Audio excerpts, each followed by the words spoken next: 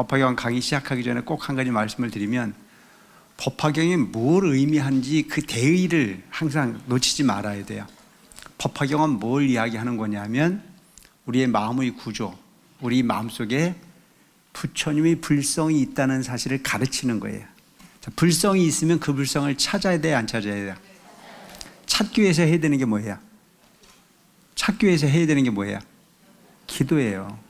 기도와 공덕이에요. 그래서 우리가 부처님을 이야기할 때 양족존이래요. 양족존. 복과 지혜를 다 갖추신. 그 우리가 부처님 같은 인격이 되려면 복도 많이 줘야 되고, 또한 수행을 많이 해서 내 마음을 내 마음대로 할 수 있어야 돼요. 근데 여러분, 내 마음이 내 마음대로 돼야 안 돼요? 안 되죠? 분명하죠? 그래서 지 마음대로 못하면서 왜 남을 가지고 지 마음대로 하려고 그래? 그게 참 이상한 거예요. 그죠? 이 세상 삶이 내 마음도 내 마음대로 못하면서 네 마음을 내 마음대로 해달라고 우리는 싸워야 안 싸워요? 그 제일 마음에 안 드는 사람이 누구예요? 에? 내 마음도 내 마음대로 안 되는데 내 마음을 안 알아준다고 서운해하는 그분이 있어요, 없어요? 그러니까 그분이 나쁜 거예요, 내가 나쁜 거예요? 난 몰라.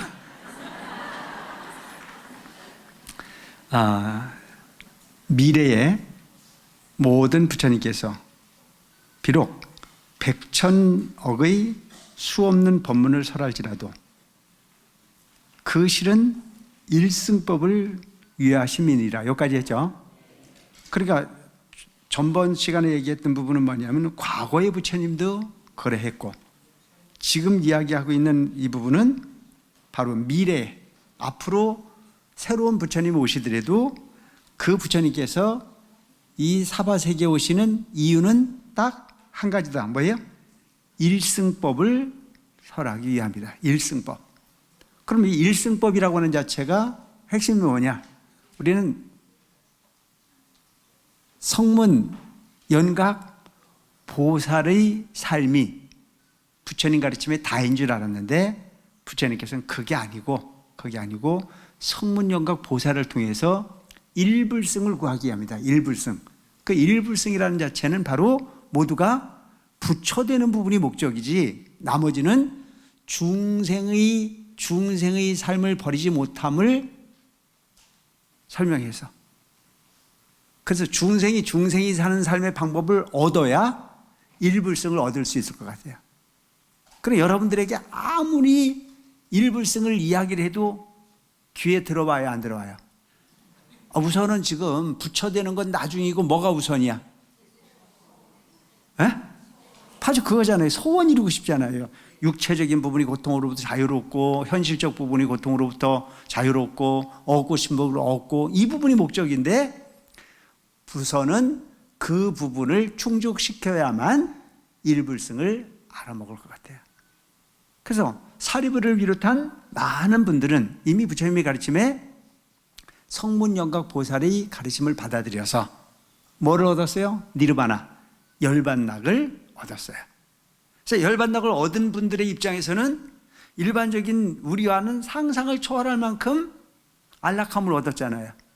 우리는 아직도 탐내고 성내고 어리석은 마음으로 바라는 게 많고 구하는 게 많고 얻을 게 많고 되는 일이 없고 맨날 짜증이 나고 이런데, 이미 사리불과 목련존자 같은 이런 분들은 아라한가를 얻어서 그런 모든 부분을 초월했다 이거예요.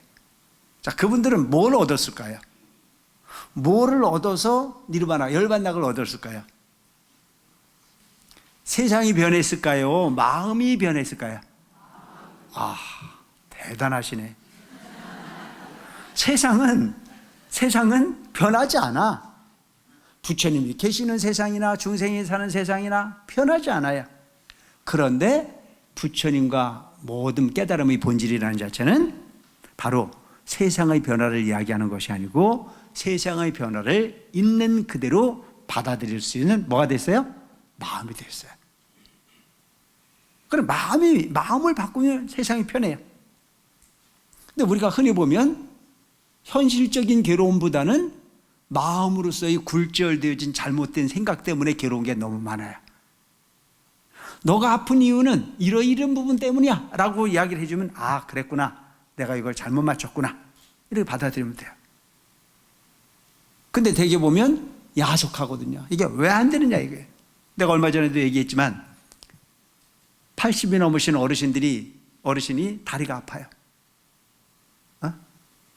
그러니까 다리가 아픈 부분을 아 내가 80년을 살았구나, 내가 운동을 많이 안 했구나, 내가 몸을 돌보지 않았구나, 내가 게을렀구나, 그래서 나이가 들었으니 이렇게 뼈가 닳아져서 무릎이 아플 수 있겠구나, 이렇게 생각하면 아 그럴 수 있겠다 받아들여요. 근데 그런 부분의 이치를 이해하지 못했을 때는 80이 넘으신 어르신이 허리가 아픈데 그게 어떻게 아픈 거예요? 희한하게 아픈 거예요. 아니 여러분 희한하게 아픈 거예요? 그러니까 그 부분이 아플만 해서 아프다라고 하는 걸로 받아들이면 아 내가 나이가 많이 들었구나, 내가 이렇게 몸을 잘못 사용했구나, 내가 이 부분을 미리미리 준비를 했어야 되는데 그렇지 못했구나라고 하는 걸 받아들이면 그 부분을 또 다른 방법으로 치유하려고 애쓰거나 이렇게 받아들이는데 그 부분의 이치를 알지 못했을 때는 희한하게 아픈 거예요. 자, 그렇게 아프지 말아야 되는 부분이 목적인데도 불구하고 아프면 희한하게 아프니까 이거는 세상이 잘못된 겁니까? 내가 잘못된 겁니까? 그럼 모르면 세상이 잘못됐다고 말하는, 모르면, 알면 내가 잘못했다고 받아들이고 그걸 바꾸려고 애를 쓰면 되는 거라죠. 자, 마음이 괴로워요. 누군가가 내 속을 막 세게 해요. 그 속을 썩이면 그 속을 썩는 사람이 문제예요? 새기는 사람이 문제예요? 아, 이게 헷갈리죠? 속을 썩이는 사람이 있다면 그 속을 썩이는 사람에게 내가 그만큼 집착을 했다는 얘기입니까? 안 했다는 얘기입니까? 지나가는 사람이 내 마음에 들지 않는다면 그거 가지고 속 썩는 사람 있어요? 그럴 수도 있는 거죠. 근데 나하고 아주 밀접한 연관이 있는 누군가가 속을 썩이면 그게 속을 썩여서 잠이 안 와요. 그러니까 예를 든다면 참 묘한 게, 내가 얼마 전까지만 하더라도 대성사 주지간이었고 저 딴 데 주지였어요. 아시죠? 그때는 내가요 대성사 신도들이 기도를 하든 말든 신경도 한 개도 안 쓰였어요. 근데 번지수 하나 바뀌니까 요즘은 많이 신경이 쓰여. 어떻게 하면 대성사 신도님들이 부족한 게 없을까? 어떻게 하면은 바꾸는 분은 없을까? 어떻게 하면 너무나 힘들어하진 않으실까? 고민스럽단 말이죠. 근데 얼마 전까지 주인이었던 그곳에 주인으로 있었던 그곳에는 지금 그분들이 기도를 하든 말든 밥을 굶든 안 굶든 하나도 신경 안 쓰여. 이게 뭐가 달라진 거예요? 뭐가 달라진 거예요? 마음 하나가 달라지니까 요렇더라고요. 그럼 여러분, 이 세상을 지배하는 부분은, 이 세상을 만들어내는 부분은 뭐이 만들어냅니까? 마음이 만들어내요. 일체 유심주라. 마음이 세상을 창조한단 말이죠. 묘한 부분이에요. 그래서 여러분들이 이 세상을 살고 갈 때는 마음도 가져가야 돼. 아시겠죠? 마음도 가져가야 되는데 뭐만 가요? 몸만 가면, 여기 나와갖고 집착을 하고 있으면 그분은 편안해요, 안 편안해요? 의리 때문에 남아있어야 돼요? 그 이치를 알고 나면, 내가 접을 때는 접어야 되겠다, 거둘 때는 거둬야 되겠다, 놓을 때는 놔야 되겠다. 근데 대개가 생각하는 거 보면 뭐 어떻게 생각해요? 지나간 거에 집착하고 오지 않은 거에 근심하고, 현재는 살긴 사는데 왜 사는지도 모르고 사는 경우가 많이 있습니까, 없습니까? 잘 사는 거예요, 못 사는 거예요? 그걸 가지고 우리 뭐라 그래요? 따라하세요. 중생. 그게 중생이야. 그 어리석음으로부터 빠져나와서 있는 그대로의 현실에 최선을 다하고 현실에 모든 부분에 마음을 내기 위해서 공부하는 것 자체가 수행이야. 이게 명상이에요. 이게 수행이란 말이죠. 그래서 현재 내가 뭘 하고 있는지를 봐라 이거예요. 지나온 거에 끈들이지 말고, 오지 않을 거에 근심하지 말고. 지나간 거에 근심해봐야 소용이 있어요, 없어요? 아무 소용이 없어요. 우리는 집에 옛날에 금송아지가 몇 마리가 있었더니 무슨 관계가 있어요?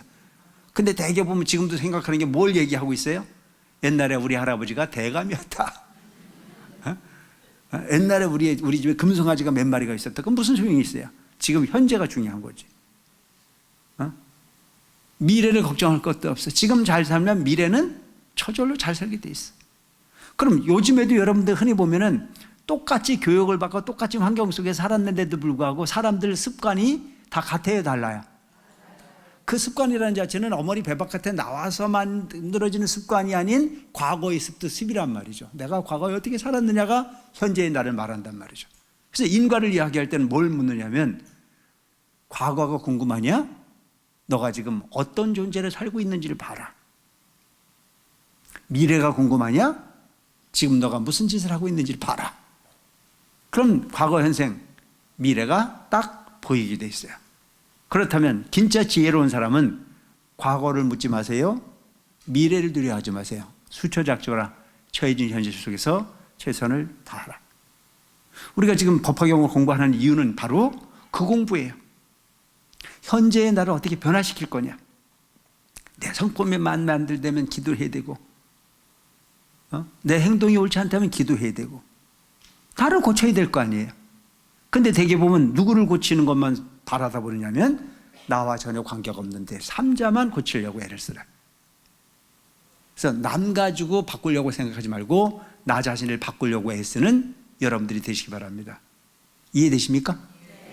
대개 보면 집에 있는 영감님 시비하지 마세요. 그냥 그분이 나하고 살아주는 것만으로도 감사하게 생각하면 돼. 저 지금 시대가 무슨 시대인데 저 말도 안 되는 소리를 하고 앉았냐. 여러분, 우리가 세상을 사는 데 있어서요, 내가 손해본다고 생각하면요 너무 억울한 게 많아요. 인정하십니까?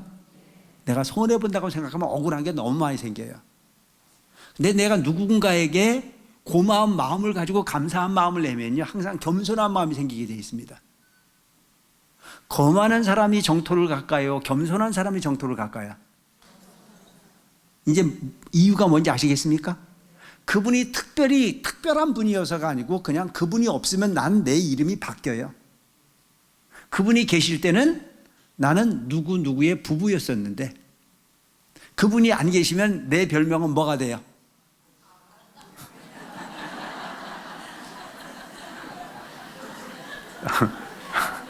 참 대단하시다. 그래, 그 맞는 말이잖아요. 그래서 이 세상의 삶이라는 자체는 반드시 내가 나를 만드는 경우도 있지만 상대를 바라다보는 부분이 미래의 나를 더 행복하게 할 수 있는 조건이 된다는 사실도 꼭 기억할 필요가 있어요.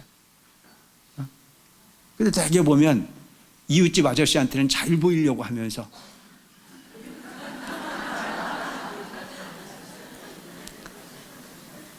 우리 집 영가님한테는 대강해도 되잖아요. 그러니까 이 세상에 가장 아름답게 보여야 될 사람은 누굽니까? 맞아. 그래서 나를 위해 사는 게 아니야. 내가 이렇게 정성을 다하는 것은 상대방에게 그만큼 기쁨을 주는 행위라고 하는 쪽의 생각을 가지고 사시기 바랍니다. 이해되십니까? 그럼 모두가 행복한 거예요. 근데 대개 보면 나는 괜찮아요. 항상 문제는 네가 문제라서 문제인 거예요. 그래서 너가 문제가 아니고 항상 내가 문제라고 하는 쪽의 생각을 가지고 나를 고치려고 애쓰는 여러분들이 되시기 바랍니다. 아시겠죠? 미녀와 야수라고 하는 영화를 봤어요. 미녀와 야수. 우리는 미녀가 돼야 돼.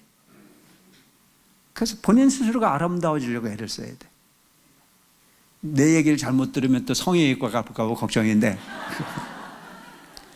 마음에 정성을 들이라는 정성을 들여서 상대방을 최대한 아프지 않게 배려하는 제일 중요한 부분은 상대를 고치려고 하는 부분이 마음을 갖고 가지 마라.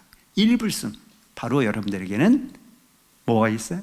궁극적 목표가 세속적 삶을 사는 부분이 아니고 궁극적 일불승, 부처님과 같은 존재가 되기 위함이다. 그 부처님은 복과 지혜를 양족하신 분이다. 그러기 위해서 우리는 복을 짓는데 최선을 다해야 되고 또한 기도를 해서 지혜를 얻는데 부족함이 없어야 된다. 모든 부처님께서는 여기서 얘기하고는 모든 부처님이 좀 전에 얘기했던 복과 지혜를 양족하신, 모든 부처님은 복과 지혜를 구족하신 분들이에요. 법에 항상 자성이 없음을 아시지만 법에는 그냥 흘러가는 거예요.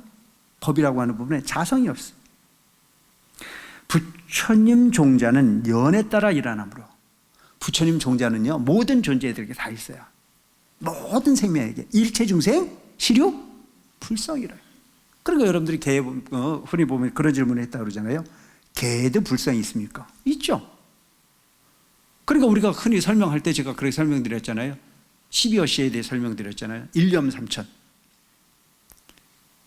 개의 마음에도 십법계가 구족이 되어 있고 우리 마음에도 십법계가 구족이 되어 있어요.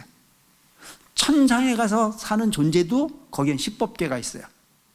모든 부분에게는 법계 구족이라, 그 법계 구족을 계속 설명했지 않습니까? 지옥, 악이, 축생, 수라, 인간, 천, 성문, 연각, 보살, 불의 성품이 다 갖춰져 있다. 그래서 여기서도 보면 모든 부처님의 종자라고 하는 건 모든 존재가 다 가지고 있어. 근데 그 부처님의 종자는 뭐에 따라서 일어나느냐? 연에 따라서 일어난다. 인연에 따라서. 모든 부분이 부처님 종자뿐만 아니고 이 세상 모든 부분은 인연에 따라서 그 부분이 일어나게 돼 있어요. 자, 콩조가리가 하나 떨어졌는데 그 콩조가리가 방앗간에 가서 떨어졌으면 뭐가 됐을까요? 콩가루가 됐겠지. 어? 근데 그 콩씨앗이 밭에 떨어졌어요. 뭐로 컸을까요? 콩씨앗으로 컸겠죠? 아니요. 콩씨앗으로 크는 것도요, 그것도 밭에 떨어졌다고 무조건 싹이 크는 건 아니에요. 겨울에 떨어지면 뻗쩍 얼었다가, 그죠? 봄을 만났을 때 물을 만나고 촉이 크게 돼 있고, 그것이 여름을 거쳐서 가을을 만났을 때 또 다른 열매를 맺겠죠. 그렇게 해서 열매가 만들어진 부분이 콩나물 공장에 가면 뭐가 됐어요? 콩나물이 됐어요. 그래서 오늘 저녁에 내가 콩나물을 먹었는데 지금 어디 들어가 있어요? 무슨 배때기에 들어가 있어요. 그러니까 내가 지금 오늘 저녁에 법문을 하는 것은 콩나물이 떠드는 거예요? 올도스님이 떠드는 거예요? 아, 참 신기하잖아, 이 세상 모든 부분이.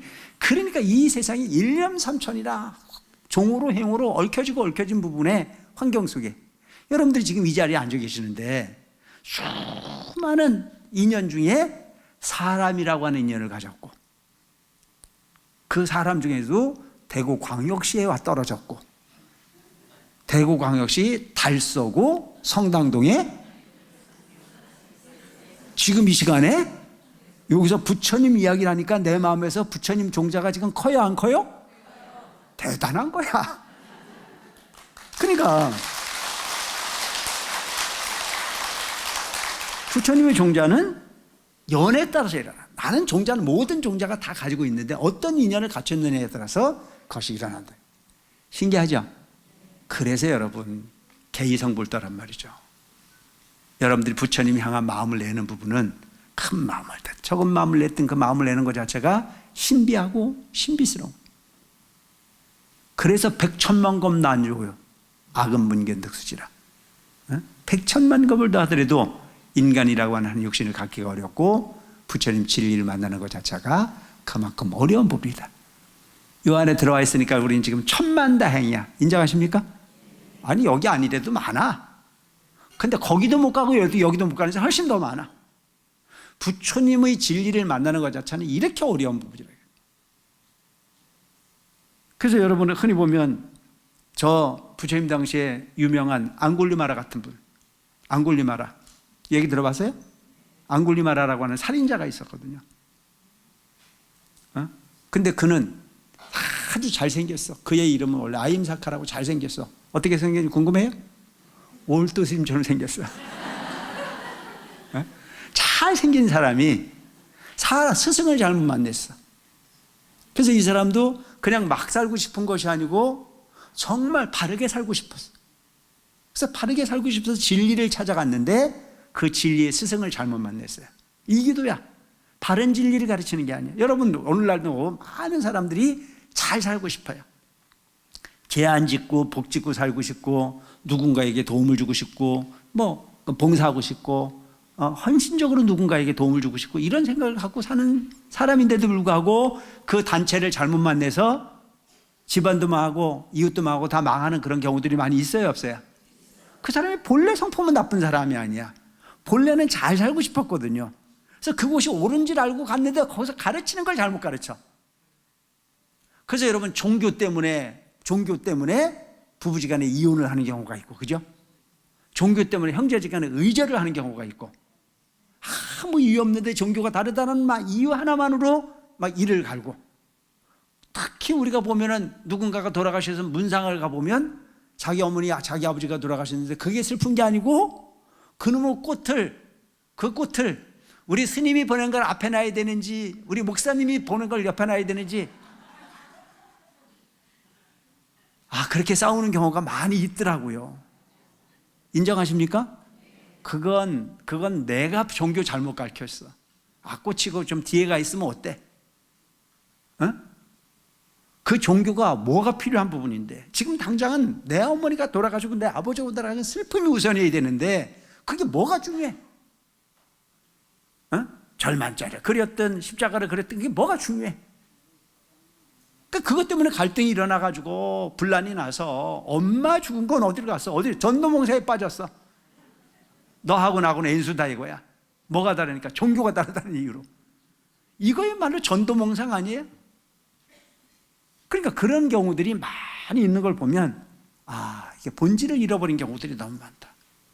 그런데 우리는 다행히도 넉넉한 마음으로 부처님의 가르침을 통해서 마음속에 불성을 얻을 수 있는 부분이 기회를 가졌으니 본인 스스로에게 뭐를 해야 돼? 위로를 해야 돼. 넌 참 복도 많다.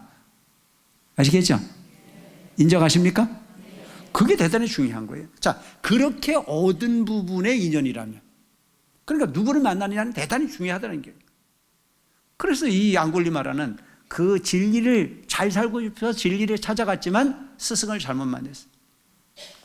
스승이 가르치는 대로 최선을 다해서 노력을 해서 그 무리의 최고의 지도자가 됩니다.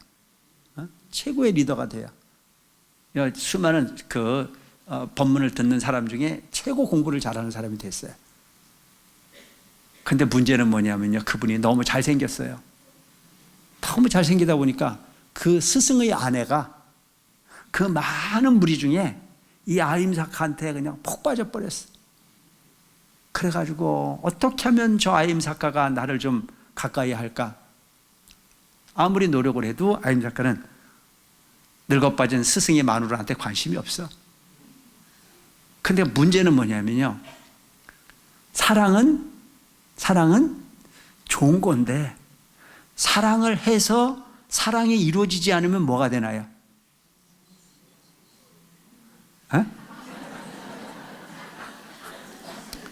증오가 되죠.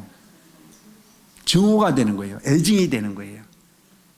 그래서 여러분, 사랑했던 사람이 돌아서면 대부분이 계속 사랑합니까?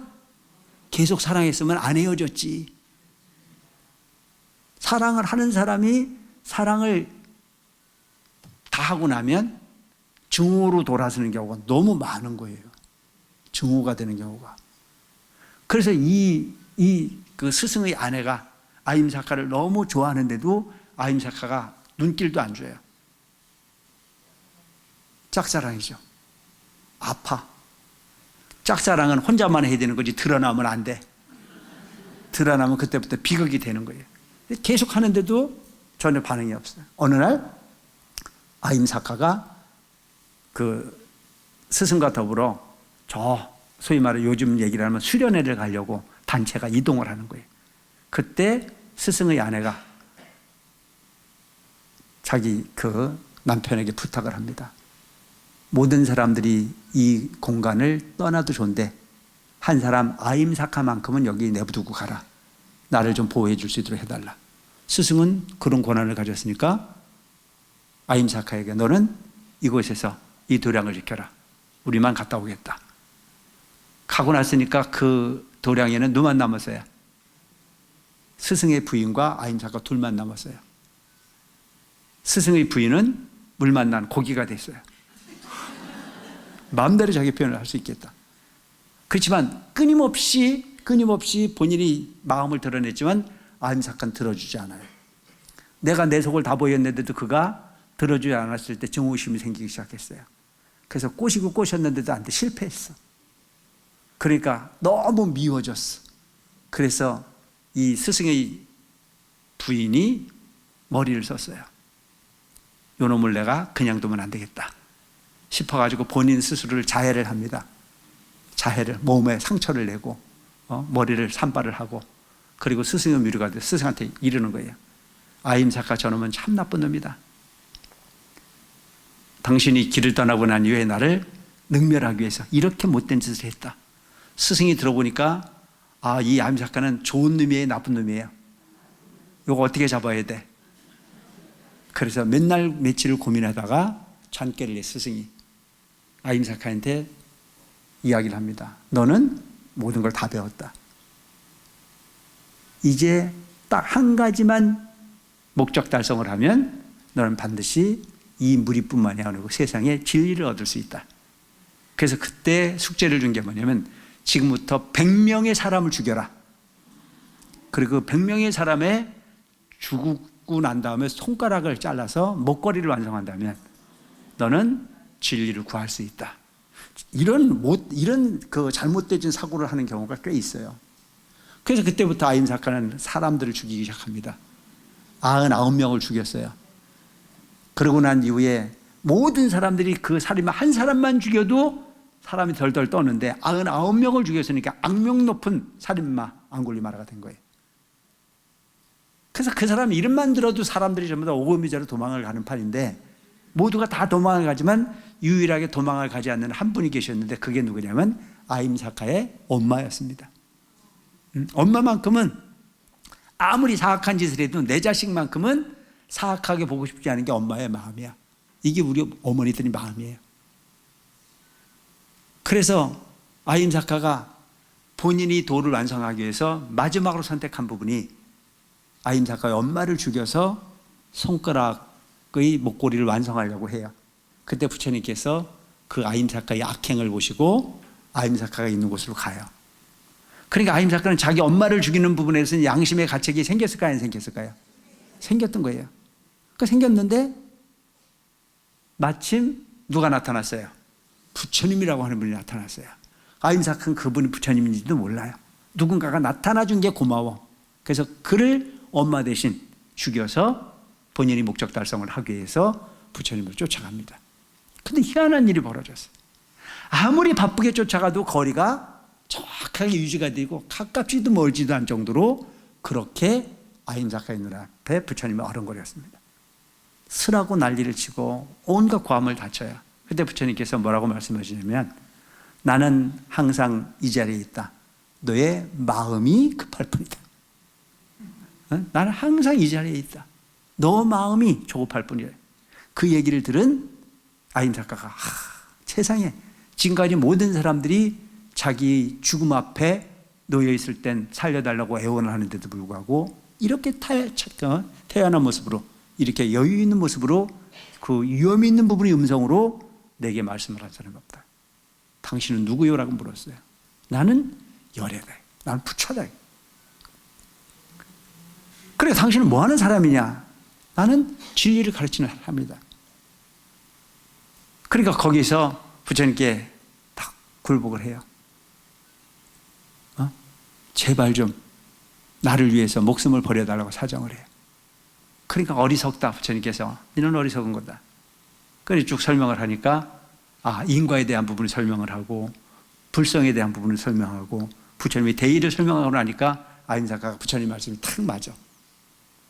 근데 문제는 뭐냐면 지금 거기 부처님을 만났으므로 내 마음에 악마 같은 마음이 들끓었던 마음이 바뀌어서 부처님과 같은 부분이 마음이 되긴 했지만 지금까지 몇 명 죽였어요? 99명 죽였어요. 그러니까 그때 아임 작가가 눈물을 흘리면서 얘기해. 부처님, 어차피 나는 비린 몸입니다. 요즘 여러분들이 조금 잘못을 저질러서 엉뚱한 곳에 가신 분들이 별 달았다 그러죠? 그럼 그분들이 뭐라 그래요? 한 번 달았는데 두 번 달면 어떠냐? 두 번 달았는데 세 번 달으면 어떠냐? 그래가지고 마구 잘못한 부분을 반복하는 경우들이 무척 많아요. 그러니까 보면 99명을 죽였다. 부처님 진리 맞지만 어차피 자기는 별은 뭡니까? 부처님 나를 위해서 죽어달라고 부탁을 해요. 그때 부처님께서 멋진 법문을 하나 하거든요. 그 법문 내용이 뭔지 아세요? 여기 한 번도 빛을 가하지 않은 암흑의 동굴이 있었다. 수천 년 동안 한 번도 그 동굴에는 빛이 들어간 부분이 없었다. 그 암흑의 동굴을 밝히는 데는 몇 개의 불이 필요하냐 이렇게 질문을 합니다. 여러분 수천 년 동안 한 번도 빛이 들어가지 않은 암흑의 동굴이라 할지라도 그 빛을 밝히는 데는 불이 몇 개가 필요해요? 대단하십니다. 한 개면 되는 거예요. 바로 지혜라는 건 그런 거예요. 내가 설사 아무리 무명으로서 긴 업을 지었다 치더라도 밝은 지혜를 하나 얻는 순간에 그 어둠은 몰아낼 수 있는 부분 자체가 진리 불빛이라는 점을 기억할 필요가 있습니다. 아시겠습니까? 과거를 묻지 마세요. 지금 현재 내가 하고 있는 부분이 노력이 중요한 거죠. 그래서 부처님의 법문에 감동을 한 아임사카가 살인마를 포기하고 출가를 합니다. 머리를 깎아 스님이 됐어요. 그래서 승복을 입었어요. 그리고 탁발을 나갔습니다. 99명을 죽인 살인마가 어느 날 가사장삼을 입고 머리를 깎고 바로를 들고 시내에 나와서 탁발을 해나갔을 때 그 99명의 죽임을 당한 그 가족들은 아임사카를 봤을 때 살이 떨려야 안 떨려요? 그러니까 아임사카한테 돌을 던졌을까 안 던졌을까? 돌을 던지고 난리가 났어요. 그래서 어느 날 돌을 맞은 아임사카가 피를 줄줄 흘리면서 부처님에게 돌아와서 부처님, 저는 이런 고통을 받습니다. 당연히 받아야 될 부분이 고통이긴 하나 너무너무 마음이 아프고 힘이 듭니다. 그때 부처님께서 어렵게 말씀하신 줄 아세요? 너는 나가서 말해라. 나는 단 한 사람도 죽인 바가 없다. 난 한 사람도 죽인 바가 없다고 말해라 그러거든요. 몇 명 죽였어요? 근데 부처님께서 뭐라 그러셨어요? 한 사람도 죽인 바가 없다. 부처님이 이상하신 분이에요? 헷갈리세요? 부처님 이상하신 분이 아닌 거예요. 부처님에게 출가하기 전에는 99명을 죽인 살인마였지만 부처님에게 출가하고 난 이후에 새롭게 부처님 제자로 되었기 때문에 나는 한 사람도 죽인 바가 없다는 겁니다. 뭔 말인지 아시겠어요? 그래서 여러분 부처님 제자로 오셨거든. 그 인연에 따라서 연에 따라서 부처님이 종자가 일어나므로 여러분들이 이 도량에 들어왔거든. 달라지시기 바랍니다. 아시겠죠? 어차피 베린 몸이라고 밖에 있던 습관을 그냥 가지고 들어와서 밥 먹으면서 싸우고 줄 안 서고 그냥 질서 안 지키고 기도실에 들어가가지고 남이야 듣든지 말든지 문을 열었다 닫았다 큰 소리를 내고 발로 뻥뻥 걷어 차고 그래서 상대방에게 피해를 주고 그러면 그게 부처님 제자입니까? 부처님 제자 아니에요. 우리는 새롭게 태어야 됩니다. 오늘 이 순간부터 새롭게 태어는 여러분들이 되시기 바랍니다. 아시겠죠? 부처님은 인연에 따라서 그 종자가 일어난다.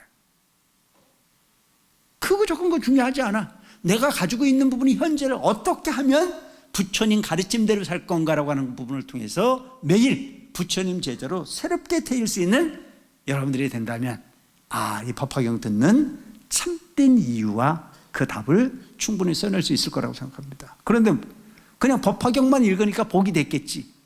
너무 수준이 낮지 않아요? 내가 관세음보살 부르면 그냥 무조건 복이 오겠지. 너무 수준이 낮지 않아요? 여기서 딱 보면 부처님 종자는 연에 따라서 일어나요. 인연에 따라서. 내가 부처님 법을 만났잖아요. 그래서 연을 통해 가지고 그 종자가 일어나야 되는 거고 그 종자를 키워야 되는 거예요. 그게 우리가 해야 될 역할이고 그렇게 하기 위해서 이런 넓은 도량이 필요하고 이런 공간에 온열대학교 때 밖엔 더 죽겠는데 여기는 그래도 24시간 항상 시원하게 만들어 주잖아요. 난 내가 출가하는 이후에 이렇게 서비스를 잘해본 적은 처음이야.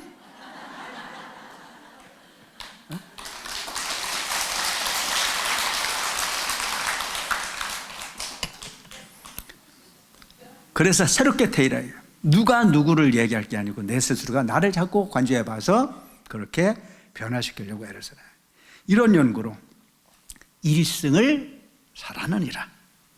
그래서 부처님께서 이언에 따라서 종자가 일어나는 부분의 이치를 통해서 모든 중생들에게 일불, 내가 부처가 될 수 있음을 설하신다. 이 법이 법 위에 머무르고 세간상으로 항상 머물러 도량에서 일을 하시어 도사께서 방편을 들어 설하시느니라. 일체법은 그 본성이 적장에서 변하지 않고 움직임이 없어. 항상 그대로예요. 이게 법이에요. 항상 일불승에. 그래서 일불승이라고 하는 진여, 이 부분이 세상의 진리 그대로예요. 이거에서 한치도 오차가 없어. 그리고 항상 부처님께서 그 진리에는 변함이 없이 그대로이지만 중생들이 근기가 성숙하지 않았기 때문에 그들을 설명해 주기 위해서 뭐를 한다? 방편을 들어서 설하십니다. 방편. 그래서 좀 전에 조금 설명드렸던 게 그거예요. 우리가 원하는 바는 소원을 이루는 것은 불교의 중생이 사는 세계에서 우리가 원하는 기도를 해서 소원을 이루는 것은 그건 방편이야, 방편. 그건 그냥 이야기한다면 그냥 눈갈 사탕 같은 거예요. 우리한테는 엄청나게 큰 거지만 부처님의 입장에서 봤을 때는 그건 아주 조족지열, 아주 적은 부분에 한 부분을 줄 뿐이에요. 그런데 그것은 될까요, 안 될까요? 되죠. 그거를 얻어내야 그 이상을 알 수 있는 거란 말이죠. 근데 눈치가 빠른 사람들은 이미 딱 해보고, 아, 이것도 부처님이 큰 가피이지만 이건 적은 거고 이건 큰 거다. 그래서 소원을 이루기 위해서 하는 게 뭐예요? 기도잖아요. 소원을 이루기 위해서는 기도야. 내 마음을 부처님 같은 분이 마음으로 바꿔가기 위해서 노력하는 걸 뭐라고 그래요? 수행이라 한다. 참 묘하죠? 똑같은 마음을 이야기하는데도 불구하고 어떤 건 기도가 되고 어떤 건 수행이 돼요. 이해되십니까? 내가 기도자가 될 거냐 수행자가 될 거냐. 모든 신뢰들이 대부분이 나는 기도자이기를 원하는 거예요. 근데 여러분, 그 기도자는 욕심이 많은 겁니까 적은 겁니까? 욕심이 아주 적은 거죠. 욕심이 아주 적은 거죠. 왜? 이건 영원한 이익이 아니야. 잠깐 동안 논일다 갈 뿐이야. 그래서 부처님이 가르침이라고 하는 부분이 본질을 보면, 이제 앞으로 저 뒤에 가면 이제 그런 내용이 나오는데, 이런 내용이 나오거든요. 설사 어떤 사람이 공덕이 무르익어 전륜성왕이 얻을 수 있는 부분이 공덕을 가졌다 손치더라도 법화경의 한 구절을 이해하는 것만 못하다. 무슨 소리냐 도대체. 전륜성왕, 모든 국도를 통일해서 모든 부분에 존경을 받을 수 있는 아주 성스러운 왕으로 사는 그 복보다는 법화경의 한 구절을 이해하는 것이 더 크다. 또 이렇게도 얘기를 해요. 어떤 사람이 능력이 무르익어 삼천터천 세계를 발꼬락에 올려놓고 보내고 싶은 곳으로 보낼 수 있는 능력을 가졌다 손치더라도 법화경의 한 구절을 이해하는 것만 못하다. 뭐가 더 크다는 얘기예요? 법화경의 한 구절을 이해하는 게 훨씬 크다는 얘기죠. 왜 이렇게 차이가 있을까? 중생이 사는 세계에서의 중생의 노립이라는 자체는 하루아침에 티끌이에요. 그래서 조박심 자경문에 3일 수심은 천재보여 100년 탐문은 일조진이라 그런 말이 있어요. 3일 동안 닦은 마음은 1000년의 보배요. 100년 동안 탐한 제사는 하루아침에 티끌해지러요. 그 내가 여러분들에게 쉽게 얘기 그래 하잖아요. 부자가 부도가 나면 하루아침에 뭐가 돼요? 그 내가 재밌으라고 하는 얘기가 아니고, 자, 부자가 망합니까? 거지가 망합니까? 그게 우리 삶이에요. 거지는 절대 안 망해.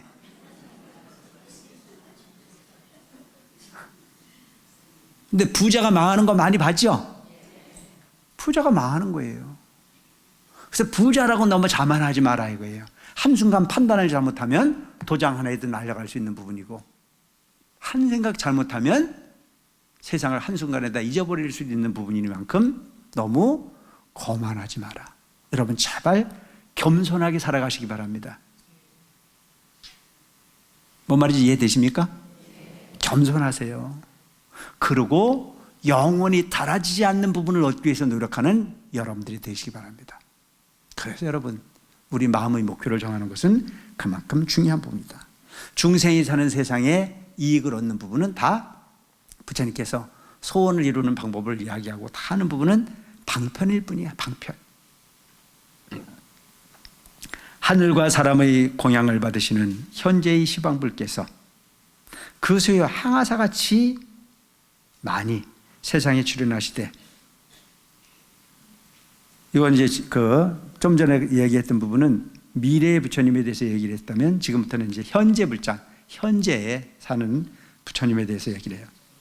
하늘과 사람의 공양을 받으시는 현재의 시방불께서, 시방의 모든 부처님께서 그 수효가 항아사와 같이 많아. 그 양이 그렇게 많이 있는데, 그들이 세상에 출현하실 때 다 부처님께서 오시는 이유는 중생을 편안하게 하기 위함이야. 또한 이 법을 설하시니라. 제1의 정멸법을 아셨건만은 방편력으로 갖가지 도 보이심은 그 실은 일불승을 유하심이니라. 부처님께서 이 사바세계에 오셔서 중생의 소원을 들어주고 12연기를 설하고 육바라밀을 성하고 여러 가지 부분이 법을 설해서 법화경 설하기 전에 40년 동안의 가르침을 베풀시더라도 그 모든 부분은 다 중생의 이익을 위함이지만 그것은 오직 방편이었고, 오직 한 가지는 일불승을 위하심이니라. 그래서 여러분들이 요걸 분명히 아시면 돼요. 성문영각 보살의 가르침은 니르마나 열반락을 설하심이라면 일불승이라는 자체는 부처가 되기 위한 가르침이라는 사실을 꼭 기억할 필요가 있어요. 물론 우리가 잘못 이해해가지고 소승과 대승이라는 자체를, 소승은 나만을 위한 거고 대승은 큰 모두를 위한 부분이라고 생각하는데, 이렇게도 그렇게도 해석할 수 있지만 제일 중요한 것은 소승은 현실적 부분이 안락을 위한 거요, 대승은 영원 불면의 불성을 위한 부분이다. 이해되십니까? 그렇다면 여러분들이 지금 선택을 참 잘하신 거예요. 이곳에 왔다고 적은 소원이 안 이루어지는 게 아니에요. 소원이 이루어지려면 적은 소원도 이루어져야 되고 큰 소원도 이루어져야 되지 않습니까? 인정하십니까? 문제는 지금도 좋아야 되고 미래에도 좋아야 되잖아요. 이왕 할 부분이라면 불생불멸, 불구부정의 주인공으로 사는 부분이 훨씬 좋겠죠. 그래서 여러분, 부처님 법의 공부를 하는 부분에 있어서 성불을 하라고 이야기하는 부분이 제일 좋은 인사야. 밥 먹었느냐고 묻는 것도 좋지만 그보다 더 좋은 인사는 성불을 하라고 하는 인사가 제일 좋은 인사라고 하는 걸 기억하시기 바랍니다. 아시겠죠? 옆에 사람한테 성불하라고 그러세요. 얼마나 좋은 거예요 이게. 그러니까 돈 버세요, 부자 되세요, 여러 가지 얘기하지만 성불보다 좋은 게 어디 있어요? 부처를 이루는 것보다 좋습니다. 그래서 그 성불이라는 자체를 우리는 대개 보면 너무나 큰 부분으로만, 형이상학적 부분으로만 추구하지 말고 적은 부분도 무시하지 말아요. 부처님 향한 모든 일이 다 소중한 거예요. 그래서 절에 온 사람한테 함부로 대하면 안 돼. 그가 능력이 있든 없든 간에 절에 온 것만으로도 그는 이미 개의성불도야. 근데 그 사람한테 싸가지가 있나 없나 그러면 돼, 안 돼? 부처님한테 부처님 욕하는 거예요. 이거 대단히 중요한 부분이거든요, 여러분. 소중하게 대하세요. 아시겠죠? 절에 오신 부분은 절에 와서 엄한 짓만 안 하면 돼. 근데 절에 와서 엄한 짓 하는 사람들 많아. 와서 보면 절에 오는 사람들이 다 착하잖아요. 보따리 여기 놓고 다니고 저기 놓고 다니고. 그 사람도 처음에 여기 올 때는 다 좋은 마음 갖고 착한 사람 되려고 왔는데 보니까 여기가 보니까 완전 황금어장이야. 그건 잘하는 거 아니거든요. 여러분, 반드시 소중한 것은 몸에 지니시기 바랍니다. 아시겠죠? 여기 던지고 저기 던지고 그렇고 앉아가지고 누가 나쁘네 어쩌네, 나쁜 사람 만들지 말자고. 그러니까 소 잃고 애양간 고치는 일을 하지 말고 애초부터 애양간을 잘 관리하시기 바랍니다. 그게 맞아요. 그래서 그런 불상사가 일어나지 않도록 해야 된다. 그래서 여기서 참 몸이 앞에서 얘기했던 부분이니, 부처님의 종자는 연에 따라서 일어나잖아요. 도둑놈도 연에 따라서 일어나는 거야. 어? 내가 원래 내 마음에는, 여러분들 마음, 이 모든 부분이 사람들 마음에는 법계 구족이 돼 있다 그랬잖아요. 올드 스님이 지금 착해 보여요, 안 착해 보여요? 에? 착해 보여? 아, 감사합니다. 그런데 착해 보일 것 뿐이지, 나도 뭐가 하나 올라오기 시작하면 배이는 게 없어. 그러니까 내 마음속에 지금 10가지가 탁 차 있다가 연에 따라서 일어나, 연에 따라서. 그래서 내가 참 마음에 드는 사람들이, 마음에 드는 행동을 하는 사람이 내 앞에 왔을 때 내한테서 뭐가 일어나는 줄 알아요? 더 착한 게 일어나, 막 더 착한 게. 근데 나를 속 뒤집는 사람이 오면요, 저 밑에 깔아앉았던 그게 막 올라와요. 이제 뭔 말인지 아시겠죠? 참 기가 막힌 말씀을 하셨어. 어? 연에 따라서, 연에 따라서. 그래서 그 연을 만드는 부분을 우리가 잘 하자고요. 아시겠죠? 내가 누구 속삭이는 연을 만들지 말고, 그 사람에게 내가 화를 불러일으키게 하는 연을 만들지 말고, 그 사람에게 도둑놈 마음이 일어나게 하는 연을 만들지 말고, 그가 부처의 불성이 일어날 수 있도록 하는데 최선을 다하는 여러분들이 되시기 바랍니다. 아시겠죠? 그럼 여긴 저절로 정토가 되네, 저절로. 어? 저절로 정토가 되네. 그 사람 보고 기분 나쁘고. 그리고 여러분들이 하나의 행동을 잘못하면 그때부터 어떤 생각이 드냐 하면, 처음은 불자가 하나 있었어요. 좋은 마음으로 왔어요. 내가 왔더니 얼마나 뭐라고 그러는지 두 번 다시 가기 싫어. 그 사람이 불성이 요만큼 올라왔었는데 불성을 자르는 인연을 만났어요. 그 불성을 자르게 한 그 인연은 그하고 좋은 인연으로 갈까요? 나쁜 악연으로 갈까요? 무서운 거예요. 무서운 거라니까요, 여러분. 저 시장 바닥에서는 불성이 아예 안 올라왔기 때문에 관계가 없는데, 이 도량에 있는 만큼은 모든 부분을 삼가하고 조심해야 되는 이유가 바로 거기 있습니다. 누군가는 불성을 겨우 만들고 싶어서 왔는데 거기 왔더니 보니까 20년 다녔다는데 사람이 아니야. 그럼 그 사람이 그걸 쳐다보고 무슨 생각을 해요? 20년 다녔다는데 저 정도면 여긴 큰일 나는가 보다. 그러고 가버려요. 어마어마하니 20년을 다니고 30년을 다니고, 그게 뭐니고 눈빛에서 참 미로운 마음이 나와. 행동거지 하나가 너무 존경스러워. 연세가 높으신데도 불구하고 얼마나 우리 집 시어머니하고는 비교가 안 돼.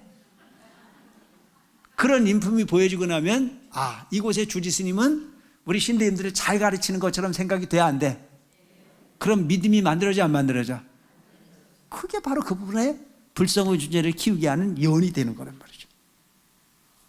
그게 공덕이에요. 응? 그래서 모든 부처님이 그렇게 일불승을 위합니다. 중생의 모든 행과 마음이 깊이 생각하는 바와 과거에 익힌 업과 의욕적 선풍과 정진력과 모든 근기의 총명함과 둔함을 하시고, 그래서 여러분, 중생이 과거에 익힌 부분으로 만들어지는 게 뭐예요? 업이잖아요. 우리가 업이라고 하는 부분은 과거에 만들어 놓은 거예요. 그래서 그 말을 하면 이게 망하는 일인데도 불구하고 업이 끌면 그 말을 해요, 안 해요? 그래서 말 한마디 해가지고 망한 사람 많이 있어요, 없어요? 아, 이 말만 참으면 되는 일인데 이 말을 못 참는 거라. 그래가지고 그 말, 순간적인 말 한마디 못 참아가지고 폐가망신을 하는 경우들이 무척 많아요. 뭐 때문에? 업이야. 그렇게 행동하면 주지가 싫어하는 걸 알아. 근데도 꼭 그 짓을 못 참아. 그게 업이란 말이죠. 그걸 바꿔야 돼요.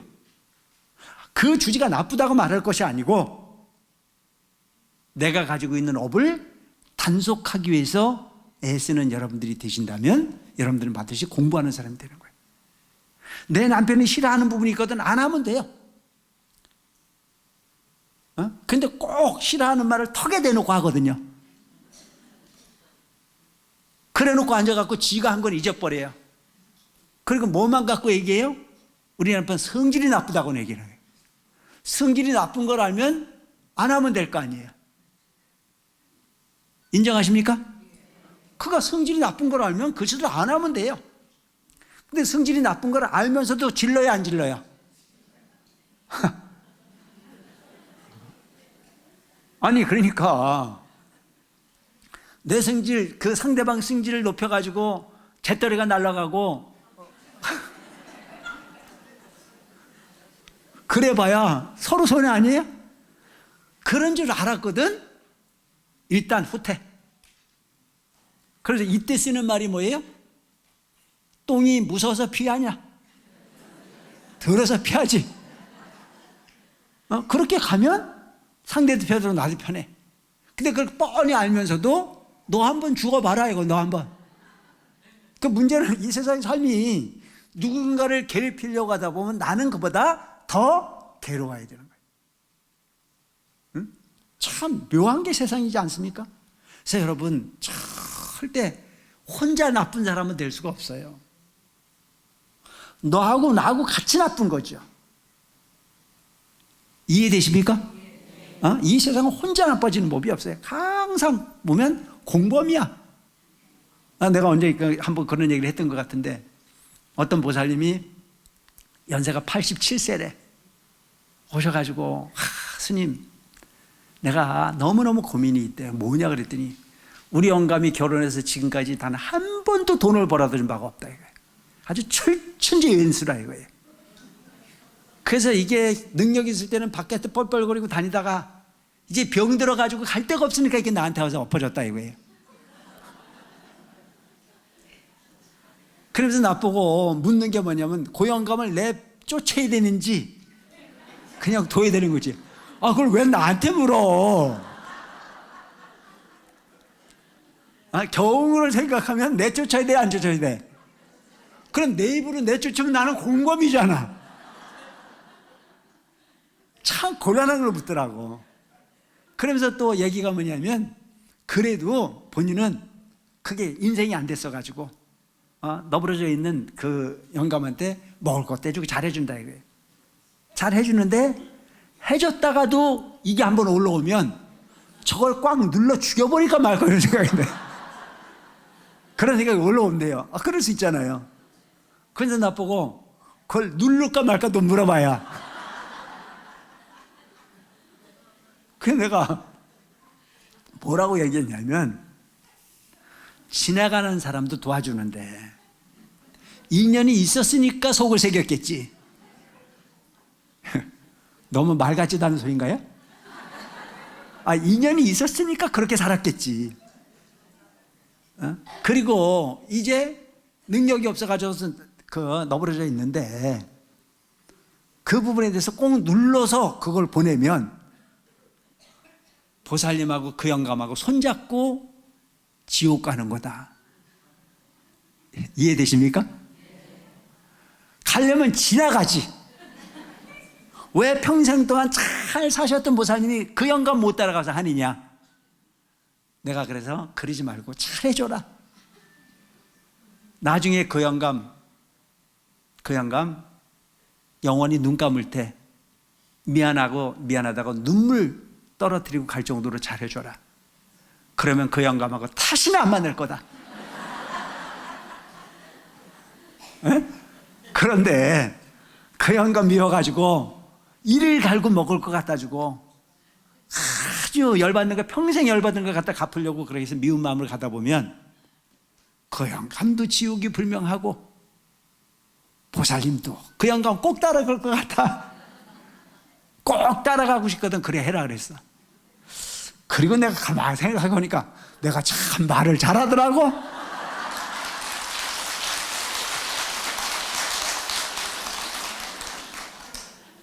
맞잖아요. 내가 이 노하우가 출가해서 38년 산 노하우야. 그냥 만들어진 부분이 아니고 여러분 인과를 잘 관리하시기 바랍니다. 아시겠죠? 남을 고쳐주려고 애쓰지 말고 여러분들 스스로를 고치려고 애쓰세요. 스스로를. 그리고 상대방을 항상 측은지심으로 바라볼 수 있는 보살의 마음을 만들어내려고 애써 사시기 바랍니다. 이게 수행이에요. 이게 법화경 공부하는 부분에 참 이유일 수 있습니다. 아시겠죠? 그래서 모든 중생의 모든 행과 마음이 깊이 생각하는 것 같이 과거에 익힌 업과 의욕적인 성품과 정진욕과 모든 근기 총명함과 둔함을 하시고 각가지 인연과 비유와 말씀으로 근기 따라 방편을 설하시니라. 무슨 얘기예요? 부처님은 다 아셔. 그래, 우리와 다른 부분이 그거예요. 그 상대방의 업을 알기 때문에 그 업에 관련된 부분으로 그의 근기에 맞춰서 설법을 하셨어요. 이 사람에게는 이렇게 설명하시고 저 사람에겐 저 사람. 그러니까 부처님이 자비하신 분이죠. 해결화되어지게 그냥 뚝 던져놓은 게 아니고 이 사람이 오면 그 사람의 근기에 맞게 그걸 일컬어서 뭐라고 한다? 비유와 방편이라 한다. 부처님은 비유의 천재이셨어요. 방편의 천재야. 스님들이 법문을 하는 부분도 보면 비유를 잘 들어서 하면 재미가 있어요, 없어요? 그런데 듣든지 말든지 부처님이 이렇게 말씀하셨어. 이것만 읽고 가면 이해가 돼, 안 돼? 그래서 여러분들에게 법화경 강의를 들으러 오라고 그래, 안 오라 그래? 이 바로 이거. 그냥 읽고만 지나가고 뭔 얘기가 뭔지 모르는데 오늘 이야기하다 보면 몇 페이지 못했지만 재미가 있었어요, 없었어요? 그래, 이게 불교야.